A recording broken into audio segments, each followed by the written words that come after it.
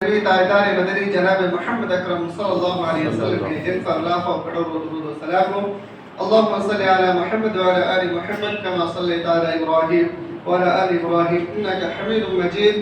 اللهم بارك على محمد وعلى آل محمد كما باركت على إبراهيم وعلى آل إبراهيم إنك حميد مجيد.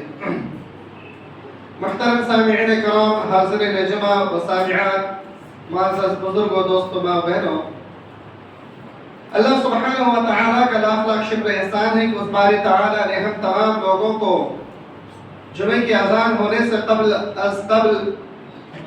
جامع مسجد میں حاضر ہونے کی توفیق عنایت فرمائی ہے۔ اللہ رب العالمین سے دعا ہے کہ اللہ رب العالمین ہماری اس عبادت کو، ہماری اس بیٹھک کو قبول فرمائے، آمین یا رب العالمین۔ محترم سامعین کرام، رمضان المبارک کا مہینہ سامنے آ رہا ہے الحمدللہ، اور اللہ رب العالمین سے ہم دعا گو ہیں کہ اللہ ہمیں اس رمضان المبارک کا مہینہ بھی نصیب فرمائے، آمین۔ رمضان المبارک کے مہینے کے تعلق سے میں آپ کے سامنے دو موضوع پر مختصر انداز میں چند باتیں بیان کر چکا ہوں۔ سب سے پہلے رمضان المبارک کے مہینے کی فضیلت کے بارے میں، اور پھر اس ماہ مبارک میں قرآن کریم کی تلاوت کے فضیلت کے تعلق سے آپ کے سامنے ذکر کی تھی۔ انشاءاللہ آج کے خطبے میں جو آپ کے سامنے بیان کروں گا وہ ہے توبہ و استغفار کی فضیلت۔ توبہ و استغفار ہر انسان اس کا محتاج ہے۔ ہر انسان کو اپنے گناہوں کی طرف شرمندہ ہو کر کے اللہ رب العالمین کی بارگاہ میں توبہ کرنے کی سخت ضرورت ہے، کیونکہ ہر ایک انسان گنہگار ہے، ہر ایک انسان خطا کار ہے، ہر ایک انسان فاسق و فاجر ہے۔ اس لیے ہر انسان کے لیے ضروری ہے کہ وہ اللہ کے حضور توبہ و استغفار کرے اور اللہ کے قریبی بندہ بن جائے۔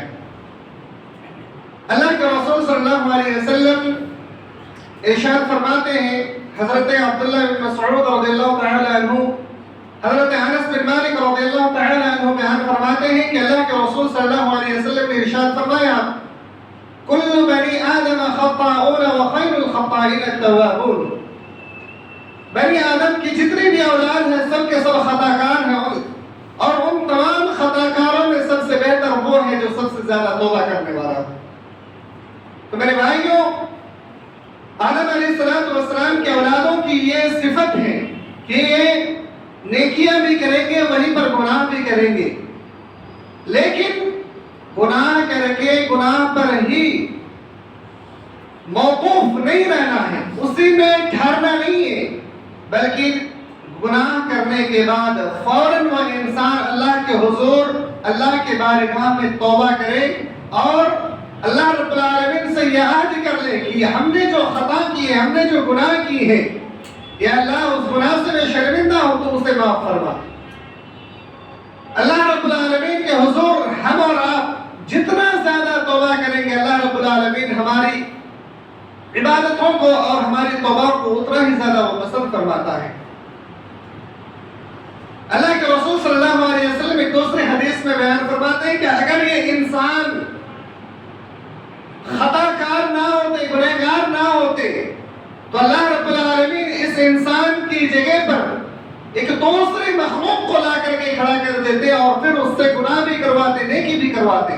قرآن حکیم کے اندر بھی اللہ رب العالمین نے اس بات کو ارشاد فرمایا کہ اگر یہ انسان گنہگار نہ ہوتے، خطا کار نہ ہوتے، تو اس انسان کی جگہ پر ہم دوسرا مخلوق کو لاتے اور وہ دوسرا مخلوق خطائیں بھی کرتے، توبہ بھی کرتے، نیکیاں بھی کرتے اور ہم اس کو معاف بھی کرتے۔ سبحان اللہ۔ تو یہ انسان، اس کی ایک صفت ہے کہ انسان گناہ کریں گے، وہ چاہتے ہوئے بھی گناہ کریں گے، نہ چاہتے ہوئے بھی گناہ کریں گے، لیکن گناہ کر کے اسی میں ٹھہرنا نہیں ہے، بلکہ گناہ جب ہو جائے تو اسے یوں محسوس ہونا چاہیے کہ وہ بہت بڑا جرم کر بیٹھا ہے اور اس کے سر پہ ایک بہت بڑا بوجھ رکھ دیا گیا ہے۔ اس بوجھ کو وہ جب تک نہیں اتارتا تب تک کہ وہ خاموش نہیں بیٹھیں گے۔ حضرت عبداللہ بن مسعود رضی اللہ تعالی عنہ بیان فرماتے ہیں، ایک مومن کی مثال اور ایک فاجر کی مثال بیان فرماتے ہیں کہ ایک مومن اور ایک فاجر میں فرق اتنا ہے کیا کہ ایک مومن انسان جب کوئی گناہ کر بیٹھتے ہیں تو اس گناہ کو یوں محسوس کرتے ہیں کہ وہ کسی بڑے پہاڑ کے نیچے وہ کھڑے ہوں اور وہ پہاڑ ابھی اس کے اوپر گر جائے گا اور وہ ہلاک و برباد ہو جائے گا. سبحان اللہ. ایک مومن کی یہ سوچ یہ فکر ہوتی ہے اگر وہ اس سے کوئی خطا ہو جائے اس سے کوئی گناہ ہو جائے کہ پہاڑ کے نیچے وہ کھڑے ہیں اور وہ پہاڑ اس کے اوپر گر جائے گا, اسی میں وہ دب کر کے ہلاک و برباد ہو جائیں گے. پھر وہ توبہ کی طرف نکلتے ہیں اور اس وقت تک توبہ کرتے ہیں جب تک کہ اللہ رب العالمین اسے معاف نہ کر دے اور اسے اطمینان نہ ہو جائے کہ اللہ رب العالمین نے ہمیں معاف کر دیا. لیکن وہیں پر ایک فاجر انسان گناہ کرنے کے بعد یوں محسوس کرتے ہیں گویا کہ اس کے ناک پہ کوئی مکھی بیٹھی ہو اور ہاتھ سے یوں اشارہ کیا مکھی اڑ گئی. یعنی اس کو کچھ احساس ہی نہیں ہوا, جیسے مکھی کو ہاتھوں کے اشارے سے اڑا دیتے ہیں ویسے ہی اپنے گناہوں کو معمولی سمجھ کر کے کہ یہ گناہ نہیں ہے چلو یوں نظر انداز کر دیا جائے.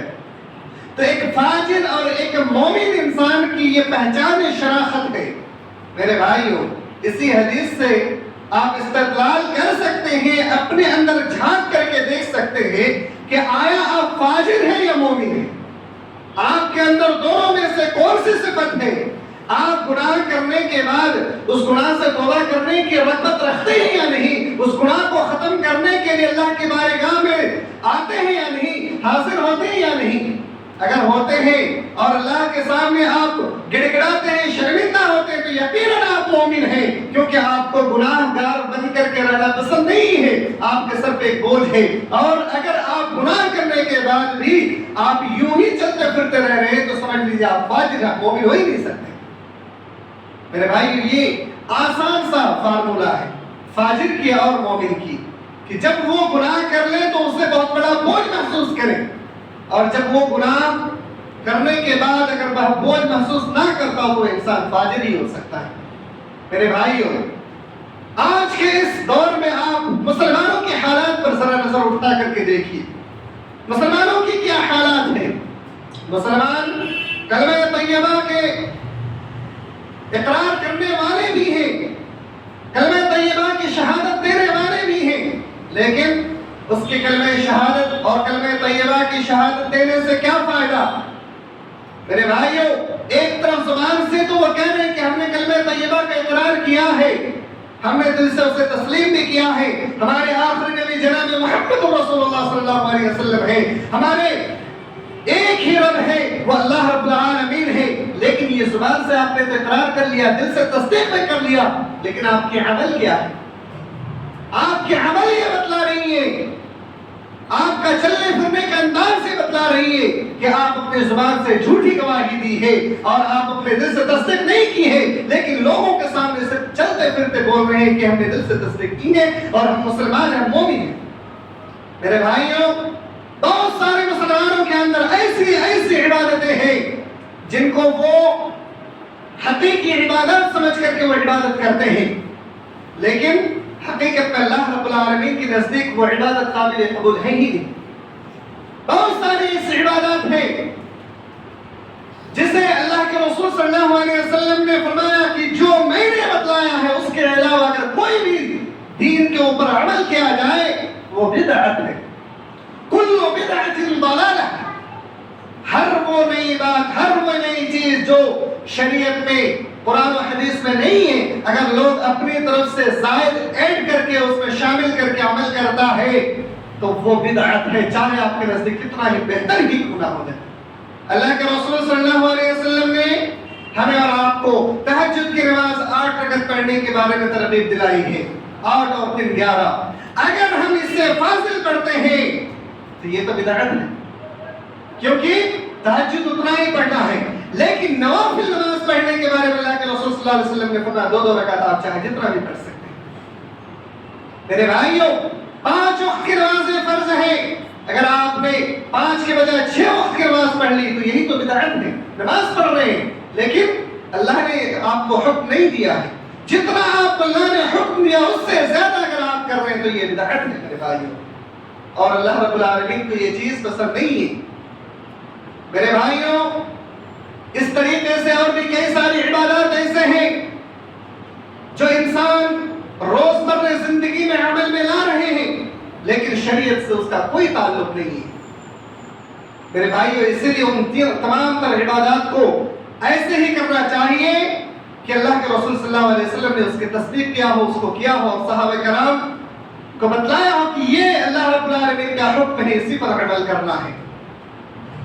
میرے بھائیو، ایک چیز اور میں آپ کے سامنے رکھ دوں، رمضان المبارک کے مہینے میں اگر کوئی شخص کسی حافظ کو اوپر یہ بھی زور ڈالتا ہے کہ آپ کو 15 دن میں پورا قرآن مکمل کرنا ہی ہے، تو میرے بھائیو یہ بھی ایک بدعت ہے، کیونکہ اللہ کے رسول صلی اللہ علیہ وسلم نے قرآن کریم کو نہ تو 15 دن میں ختم کرنے کی کوئی قید لگائی ہے اور نہ تو 30 دن میں، بلکہ اللہ رب العالمین کا حکم یہ ہے کہ قرآن کریم کی ایک آیت ہی صحیح آپ پڑھیں تو وَرَتِّلِ الْقُرْآنَ تَرْتِيلًا، آپ صاف صاف الفاظوں میں پڑھیے۔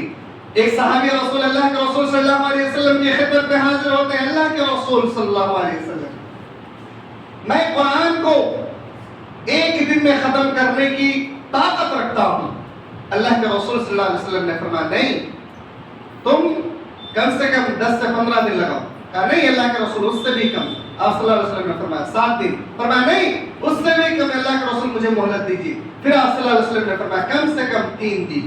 3 دن سے پہلے آپ قرآن ختم نہیں کر سکتے۔ وہ انسان نسخہ لے کر کے پڑھ رہے ہیں، دیکھ دیکھ کر کے پڑھ رہے ہیں، اس کی اپنی دلی رغبت ہے۔ میرے بھائیوں، ہم اور آپ نماز تراویح پڑھتے ہیں اور اس نماز تراویح میں اگر حافظ غلط پڑھ رہا ہے اور آپ زور ڈال رہے ہیں کہ زیادہ سے زیادہ قرآن سنانا ہے آپ کو، میرے بھائیو آپ کی عبادت کوئی کام نہیں آنے والی۔ ایسی عبادت اللہ کو مقبول ہی نہیں ہے۔ اس لیے قرآن کریم اتنا ہی سنیں جتنا کہ پختہ نماز میں پڑھا جائے، تاکہ آپ کی بھی عبادت اللہ کے ہاں مقبول ہو جائے اور ایک حافظ، ایک عالم دین جو نماز پڑھا رہے ہیں، اس کی بھی عبادت اللہ کے ہاں قبول ہو جائے۔ یہ رمضان المبارک کے مہینے میں خاص طور سے اس چیز کو دیکھا جاتا ہے میرے بھائیوں، قرآن کریم کی ایسی تلاوت کی جاتی ہے کہ اللہ رب العالمین اس کے عبادت سے خوش ہونے کے بجائے اللہ رب العالمین شاید ناراض ہو رہے ہیں، کیونکہ اللہ رب العالمین کا یہ بتلایا ہوا طریقہ ہی نہیں۔ اللہ کے رسول صلی اللہ علیہ وسلم نے ہمیں اور آپ کو جو تعلیم دی ہے وہ یہ کہ قرآن کریم کو ڈھر ڈھر کے پڑھیں، صاف صاف اندازوں میں پڑھیں۔ اگر ہمارا تلاوت، ہمارے قرآن کریم پڑھنے کا انداز ویسا نہیں ہے تو میرے بھائیوں ہماری عبادت کرنے کا کوئی فائدہ نہیں ہے۔ اس لیے مختصر پڑھیں، تھوڑا سا پڑھیں، لیکن صاف صاف پڑھیں، اچھے انداز میں پڑھیں۔ اللہ رب العالمین کی عبادت آپ پوری رات نہ کر کے ایک پل ہی کریں، لیکن اللہ رب العالمین کی رضا کی خاطر کریں اور اللہ رب العالمین کے لیے خلوصیت کے ساتھ کریں، للہیت کے لیے کریں، وہ اللہ رب العالمین کے ہم مقبول ہیں۔ میرے بھائیوں، آپ کو رمضان المبارک کے مہینے کے تعلق سے ایک حدیث آپ کے سامنے لا کر پیش کرتا ہوں۔ اللہ کے رسول صلی اللہ علیہ وسلم نے فرمایا من قام رمضان ایمانا واحتسابا غفر له ما تقدم من ذنبه۔ رمضان المبارک کے مہینے میں قیام کرنے کی بڑی فضیلت ہے، یعنی تہجد کی نماز، تراویح کی نماز پڑھنے کی بڑی فضیلت ہے۔ جس شخص نے تراویح کی نماز پڑھی، قیام کیا، اللہ رب العالمین اس کے پچھلے تمام گناہوں کو معاف فرما دیتا ہے۔ ما تقدم من ذنب، جتنے بھی اس نے گناہ کیے تھے سب اللہ رب العالمین معاف فرما دیتا ہے۔ وہیں پر اللہ کے رسول صلی اللہ علیہ وسلم نے فرمایا من صام رمضان ایمانا واحتسابا غفر له ما تقدم من ذنبه۔ جس شخص نے اللہ کے حضور کے خاطر روزے کو رکھا، اللہ رب العالمین کی خوشنودی کی خاطر روزے کو رکھا، اللہ رب العالمین اس کے پچھلے تمام گناہوں کو معاف فرما دیتا ہے۔ میرے بھائیوں، یہی قیام، یہی روزہ اگر آپ اس میں اللہ کی عبادت تو کر رہے ہیں لیکن ویسے نہیں کر رہے جیسا کہ اللہ کے رسول صلی اللہ علیہ وسلم نے بتلایا، تو پھر یہ نماز اور یہ قیام یہ ہمارے کسی کام کے نہیں ہے۔ اللہ کے رسول صلی اللہ علیہ وسلم نے فرمایا امام کے پیچھے مختصر سے وقت میں رات کا قیام کرنا گویا کہ پوری رات قیام کرنے کے برابر ہے۔ میرے بھائیوں، پوری رات آپ عبادت نہیں کر سکتے، مت کیجیے، مختصر وقت عبادت کیجیے، لیکن اللہ کی رضا کی خاطر کیجیے۔ پورا قرآن مت سنیے، ایک پارہ ہی سنیے، ایک آیت ہی سنیے، لیکن اللہ کی رضا کی خاطر سنیے میرے بھائیوں، صاف اندازوں میں سنیے میرے بھائیوں۔ اسی طریقے سے روزہ رکھیے ایسے جیسا کہ اللہ کے رسول صلی اللہ علیہ وسلم نے بیان فرمایا کہ کب سحری کھانا ہے، کب افطار کرنا ہے، اس میں ذرہ برابر بھی کمی بیشی نہیں ہو سکتی۔ تو یہ تمام کے تمام تر چیزیں میرے بھائیوں سماج و معاشرے میں پائے جاتے ہیں، بہت بڑے بڑے گناہ اس کے علاوہ بھی ہیں، لیکن ان گناہوں کو کرنے کے بعد انسان گناہ تصور ہی نہیں کرتے ہیں۔ میرے بھائیوں مسلم سماج کے اندر اس کے علاوہ اور بھی کئی ساری ایسی برائیاں ہیں جو خود بالخصوص نوجوانوں کے اندر پائے جاتے ہیں، اور ان گناہوں کو وہ گناہ بھی نہیں تصور کرتے ہیں۔ مثال کے طور پر آج کے اس پرفتن دور میں موبائل اپنے ہاتھوں میں ہے، اس ٹیکنالوجی دور میں کئی سارے ویب سائٹ ایسے ہیں جس میں ایسے ویڈیو وائرل ہوتا ہے جس میں کچھ اچھی باتیں ہوتی ہیں لیکن اس کا فساد زیادہ ہوتا ہے، اس کا نقصان زیادہ ہوتا ہے۔ نوجوان طبقے کے لوگ اسے سنتے ہیں اور دوسروں کو فارورڈ بھی کرتے ہیں۔ میرے بھائیوں شریعت سے ہٹ کر کے کوئی ایسی بھی چیز اگر مل جائے جس سے تھوڑا سا فائدہ ہو اور نقصان زیادہ ہو تو اس کو آپ شیئر نہیں کر سکتے، نہیں تو گنہگار کے ذمہ دار آپ بھی ہوں گے۔ اس لیے میرے بھائیوں ان تمام تر چیزوں کا اہتمام کرنا چاہیے۔ آئیے صحابہ کرام کے دور کا ہم جائزہ لیتے ہیں کہ صحابہ کرام کے دور میں اگر کوئی شخص گناہ کرتا تو ان گناہوں کو کیسے تصور کرتے تھے۔ جہینہ قبیلے کی ایک عورت کے بارے میں حضرت عمران بن حسین رضی اللہ تعالی عنہ بیان فرماتے ہیں کہ جہینہ قبیلے کی ایک عورت اللہ کے رسول صلی اللہ علیہ وسلم کی خدمت میں حاضر ہو جاتی ہے اور آ کر کے کہنے لگتے ہیں اللہ کے رسول صلی اللہ علیہ وسلم آپ مجھے پاک کیجیے۔ صحابہ کرام چونک جاتے ہیں، یہ ایسی اچانک کون سی بات ہو گئی؟ اللہ کے رسول صلی اللہ علیہ وسلم بھی کہتے ہیں یہ کون سی بات ہے؟ یہ پاک کرنے کی بات کہہ رہی ہے، کیسے پاک کرو، کس چیز سے پاک کرو؟ یہ تو مومنہ ہے، یہ تو نماز بھی پڑھتی ہے، یہ تو مسلمان ہے، اس کو کس چیز سے پاک کیا جائے؟ اللہ کے رسول صلی اللہ علیہ وسلم پوچھتے ہیں کس چیز سے پاک کریں؟ وہ فرماتی ہے اے اللہ کے رسول صلی اللہ علیہ وسلم میں نے گناہ کیا ہے، یا اللہ میں نے زناکاری کی ہے، یا اللہ کے رسول صلی اللہ علیہ وسلم مجھے اس سے پاک ہونا ہے۔ آپ صلی اللہ علیہ وسلم فرماتے ہیں کہ جاؤ تمہارے پیٹ میں جو بچہ اسے جنم دے دو، یہ جب تھوڑا سا بڑا ہو جائے پھر میرے پاس آنا۔ اس خاتون کی جذبہ کو دیکھیں، اس خاتون نے اللہ کی رضا کی خاطر اس نے زنا تو کر لیا، برائی تو کر لی، لیکن اس کو سکون نہیں ملا، اس کو اطمینان نہیں ملا، اس کو ایسا محسوس ہو رہا تھا کہ میرے سر پہ کوئی بڑا بوجھ ہے، اگر میں اسی بوجھ کو لے کر کے مر جاتی ہوں، انتقال ہو جاتا ہے تو اللہ رب العالمین مجھے سیدھے جہنم میں گھسیٹ کر کے پھینک دے گا۔ اس لیے اس عورت نے اللہ رب العالمین کی رضا کی خاطر اللہ کے رسول صلی اللہ علیہ وسلم کی خدمت میں حاضر ہو گئی۔ اس نے یہ نہیں دیکھا کہ سماج و معاشرے میں میری کیا عزت رہ جائے گی، معاشرے والے مجھے لعن طعن کریں گے یا برا بھلا کہیں گے، اس سے کوئی پرواہ نہیں کیا، بلکہ اس نے یہ دیکھا اس معاشرے کو، اس سماج کو جس رب العالمین نے پیدا کیا ہے اس کے سامنے جا کر کے میں کیسے کھڑی ہو سکتی ہوں۔ آج تو معاشرہ مجھے بدنام کر دیں گے، ٹھیک ہے مجھے منظور ہے، لیکن اللہ رب العالمین اگر مجھے ذلیل کر دے تو کون ہے جو مجھے عزت دے سکتا ہے؟ فوراً اللہ کے حضور میں آ کر کے، اللہ کے رسول صلی اللہ علیہ وسلم کے دربار میں آ کر کے اس نے توبہ و استغفار کرنے کی بات کی، پھر اس کو رجم کیا گیا۔ حضرت ماعز بن مالک رضی اللہ تعالی عنہ ایک جلیل القدر صحابی ہے، بہت بڑے صحابی تھے۔ حضرت ماعز بن مالک رضی اللہ تعالی عنہ بھی ایک دفعہ اسی گناہ میں سرزد ہو جاتے ہیں، اسی گناہ کو کر بیٹھتے ہیں، پھر شرمندہ ہو کر کے اللہ کے رسول صلی اللہ علیہ وسلم کی خدمت میں حاضر ہوتے ہیں، بڑی ہمت کے ساتھ آتے ہیں، چلو اللہ کے رسول صلی اللہ علیہ وسلم میرا فیصلہ کر دیں گے۔ اللہ کے رسول صلی اللہ علیہ وسلم کی خدمت میں آ کر کے کہنے لگتے ہیں اللہ کے رسول یا رسول اللہ طہرنی، اے اللہ کے رسول مجھے پاک کیجیے۔ آپ صلی اللہ علیہ وسلم نے فرمایا آپ کو میں کس چیز سے پاک کروں؟ جاؤ وَيْحَكَ اِرْجِعْ فَاسْتَغْفِرِ اللَّهَ وَتُبْ إِلَيْهِ، اللہ کے حضور میں جاؤ جا کر کے توبہ کر لو۔ اللہ کے رسول صلی اللہ علیہ وسلم نے توبہ کرنے کا آپشن دیا، جاؤ توبہ کر لو۔ اس نے کہا اللہ کے رسول میری گناہ ایسی ہے کہ مجھے سزا نہ ملے تو پھر مجھے اطمینان نہیں ملے گا، اللہ کے رسول مجھے پاک کیجیے۔ تھوڑی دور گئے واپس آ گئے کہ اللہ کے رسول مجھے پاک کیجیے۔ آپ صلی اللہ علیہ وسلم نے کہا کہ اپنے صحابہ کرام سے فرمایا کہیں یہ پاگل تو نہیں ہو گیا ہے، اس کا دماغ خراب تو نہیں ہو گیا ہے، اس نے کہیں شراب تو نہیں پی رکھی ہے؟ ایک صحابی اٹھ کر کے جاتے ہیں اور جا کر کے اس کا منہ سونتے ہیں، کہا اللہ کے رسول اس نے شراب بھی نہیں پی رکھی، اس کا دماغ تو کل تک ٹھیک تھا، آج پتہ نہیں کیوں ایسا کہہ رہا ہے۔ اللہ کے رسول صلی اللہ علیہ وسلم کو پوچھتے ہیں یا ماعز میں تمہیں کس چیز سے پاک کروں؟ صحابی فرماتے ہیں اللہ کے رسول میں نے زنا کر لیا ہے، مجھ سے بڑی غلطی ہو گئی، اللہ کے رسول مجھے پاک کر دیجیے۔ اللہ کے رسول صلی اللہ علیہ وسلم صحابہ کرام کو حکم دیتے ہیں کہ جاؤ لے جا کر کے اس کو رجم کر دو۔ شادی شدہ انسان کے رجم کرنے کی بات آ گئی، رجم کرنے کے لیے اسے لے جایا گیا۔ صحابہ کرام دوسری حدیثوں میں بیان فرماتے ہیں کہ اس کو ایک گڈھا کھود کر کے اس کا قبر تک اس کو دفنا دیا گیا۔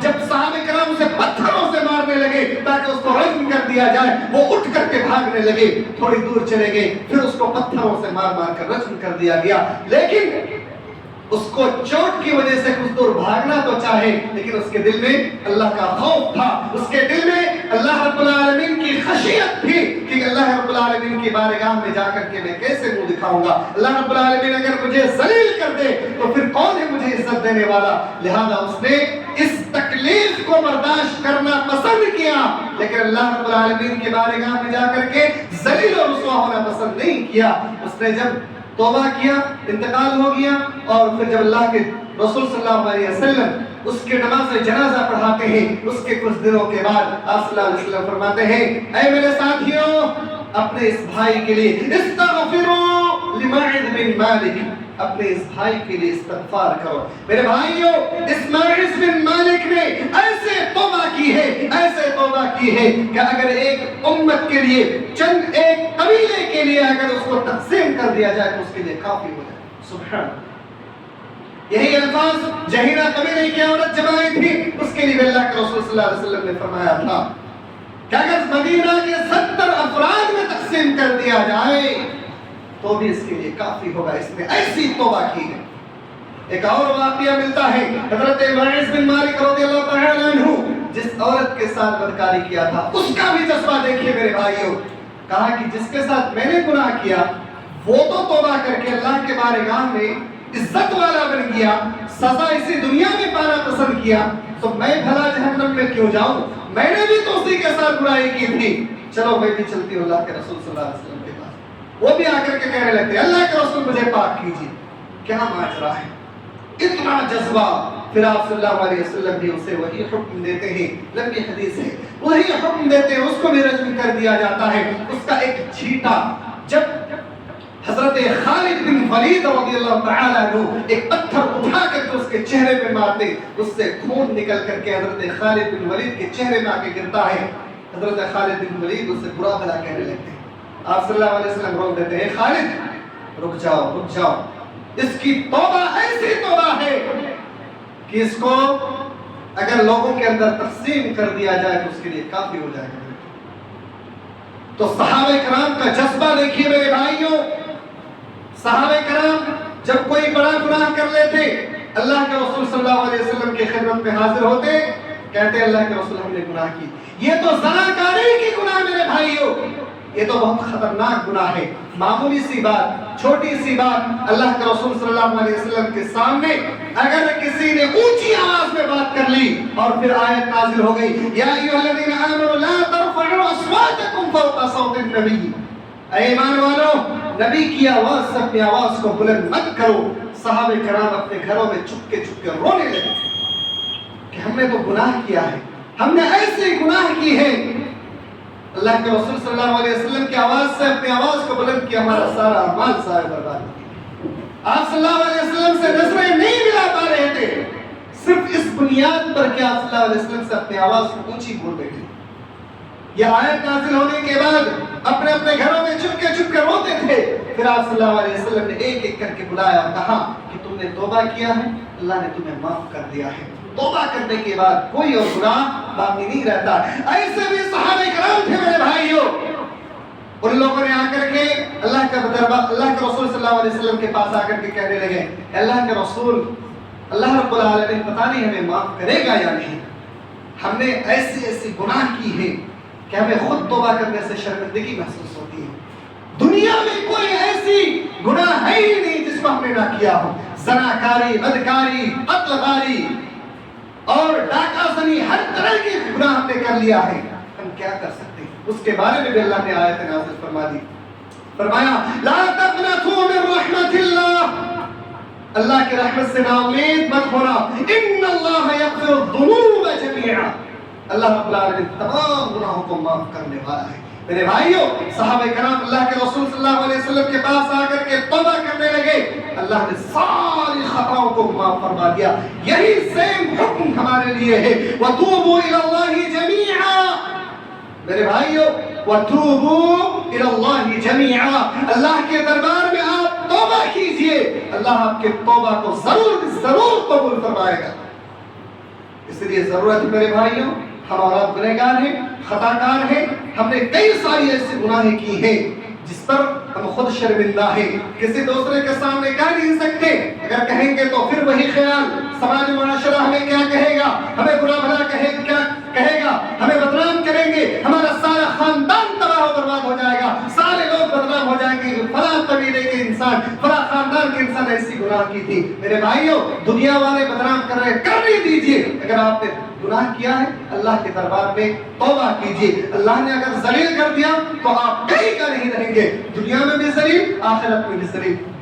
اس لیے میرے بھائیوں، آپ کے دل میں شیطانی وسوسہ ضرور ہے، کیونکہ آپ نے گناہ کیا ہے، کہ اگر آپ توبہ کریں گے، لوگوں کے سامنے جا کر کے اپنی توبہ و استغفار کرنے کا طریقے کو اگر اپنائیں گے تو سماج و معاشرہ آپ کو بدنام کریں گے، آپ کے پورے سماج کو بدنام کریں گے، آپ کے خاندان کو بدنام کریں گے۔ یہ وسوسہ آپ کے دل میں شیطان ضرور ڈالتا ہوگا، لیکن اللہ اس کا رسول کا یہی حکم ہے میرے بھائیوں، جب تک آپ کی جان باقی ہے، جب تک آپ کی سانس باقی ہے، جب تک آپ زندہ ہیں، باحیات ہیں، تب تک آپ کے پاس چانس ہے۔ آپ کی روح نکل گئی، آپ کی چانس ختم ہو گئی، پھر آپ کی کوئی توبہ، آپ کی کوئی التجا اور آپ کی کوئی آس، آپ کا کوئی کام نہیں آنے والا ہے۔ اس لیے میرے بھائیوں، وقت رہتے ہی آپ توبہ و استغفار کر لیں، اللہ کے بارگاہ حضور میں آ کر کے گناہوں سے معافی تلافی کر لیں، نہ جانے کب اللہ رب العالمین آپ کے توبہ کو قبول کر لے۔ یہ رمضان المبارک کا مہینہ ہے میرے بھائیوں، ابھی قریب آنے والا ہے، 1-2 دن میں انشاءاللہ۔ اس مہینے میں کثرت سے اللہ سے توبہ و استغفار کیجئے، اپنے گناہوں سے معافی مانگیے اور اللہ رب العالمین سے شرمندگی کا اظہار کیجئے اور اللہ رب العالمین سے معافی مانگیے، گڑگڑائیے، تاکہ اللہ رب العالمین آپ کو، ہمیں تمام لوگوں کو معاف فرما دے انشاءاللہ۔ مزید چند باتیں آئندہ ہفتہ میں اسی موضوع کے تعلق سے آپ کے سامنے رکھنے کی کوشش کریں گے۔ اللہ رب العالمین سے دعا کرتے ہیں کہ رب العالمین ہم تمام امت مسلمہ کو کہنے سننے سے زیادہ عمل کرنے کی توفیق عطا فرما۔ رب العالمین ہم تمام لوگ گنہگار ہیں، خطا کار ہیں، مولا ہمارے گناہوں کو، خطاؤں کو معاف فرما۔ یا اللہ، ہم نے روزمرہ زندگی میں نہ جانے کیسے کیسے گناہیں کی ہیں، یا اللہ ہمارا دل سیاہ ہو چکا ہے، یا اللہ پھر سے اسے نور سے منور فرما دے، یا اللہ ہمارے خطاؤں کو معاف فرما دے۔ آمین تقبل یا رب العالمین۔ سبحان ربک رب العزة عما یصفون وسلام علی المرسلین والحمد للہ رب العالمین۔